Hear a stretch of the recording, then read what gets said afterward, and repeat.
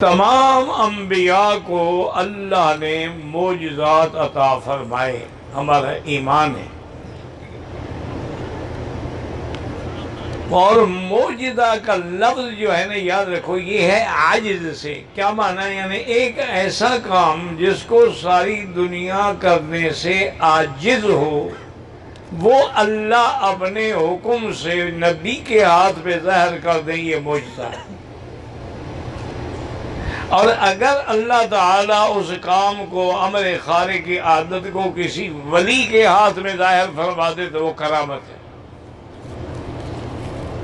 معجزات انبیاء بھی برحق ہیں اور کرامات اولیاء بھی برحق ہیں، اور ان کا منکر کافر ہے، کیونکہ معجزات جو ہیں وہ قرآن سے ثابت ہیں، اور کرامات جو ہیں وہ بھی قرآن سے ثابت ہیں۔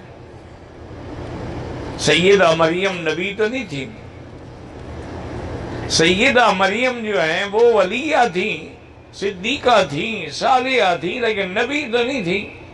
لیکن ان کو بغیر موسم کے اور بغیر کسی راستے کے پھلوں کا رزق ملنا کہ حضرت زکریا پیغمبر بھی حیران ہو کے پوچھے گا، یا مریم انا لک ھذا،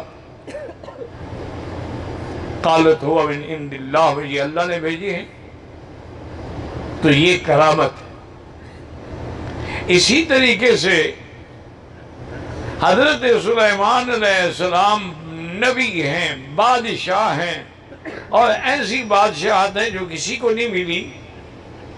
لیکن ملکہ بلقیس کے تخت کے لیے آپ نے آصف ابن برخیہ سے کہا تو انہوں نے ایک پلک جھپکتے میں وہ تخت لگا کے رکھ دیا۔ قال الذی عنده علم من الکتاب، تو یہ کرامت تھی۔ اصحاب کہف کا 309 سال تک غار میں بغیر کھائے پیے سونا اور زندہ رہنا، یہ کرامت تھی۔ تو معجزات بھی قرآن سے ثابت ہیں اور کرامات بھی قرآن سے ثابت ہیں، اور ان دونوں کا انکار کرنے والے جو ہیں وہ کافر ہیں۔ آج بہت سارے لوگ دنیا میں جو جدید علوم اور جدید سائنس والے اور جدید معلومات والے ہیں، وہ کرامات اور معجزات کا انکار کرتے ہیں۔ وہ کہتے ہیں کہ اس زمانے میں ہمارے پاس چونکہ علم نہیں تھا، اس لیے ہم نے اس کو معجزہ سمجھایا، کرامت سمجھی۔ اب تو ہم ترقی کر گئے ہیں، اب تو ہمارے آسمانوں پر ہمارے سیٹلائٹ کھڑے ہوئے ہیں، پوری دنیا سے ہم بغیر کسی سلک کے، بغیر کسی تار کے رابطے کر لیتے ہیں۔ تو یہ اس وقت چونکہ، حالانکہ یہ ان کی ساری باتیں جو ہے وہ جہالت میں مبنی ہیں۔ چلو سیٹلائٹ اگر خراب ہو جائے تو انٹرنیٹ خراب ہو گیا تو سارے رابطے کٹ گئے، تو یہ تو ایک عارضی علم ہوا، اس کا کرامت سے کیا تعلق؟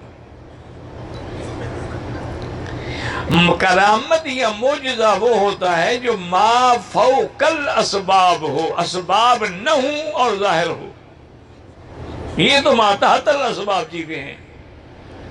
الٹرا ساؤنڈ میں دیکھ لیا بچہ ہے کہ بچہ ہے، بچی ہے، یہ کوئی علم غیب تھوڑا ہے، یہ تو ما تحت الاسباب ہے۔ ہواؤں کی رفتار کا اندازہ لگا کے بتلا دیا کہ اتنے دن کے بعد یہاں آندھی آئے گی، تو یہ کوئی علم غیب تو نہیں ہے۔ اگر وہ بتلانے والا ان کا جہاز خراب ہو جائے، مشین خراب ہو جائے، بات ختم۔ تو پھر یہ کوئی کرامت تو نہ ہوئی۔ کرامت تو ان چیزوں کی محتاج نہیں ہوتی۔ اب سمجھیں کہ معجزات بھی برحق اور کرامات اولیاء بھی برحق۔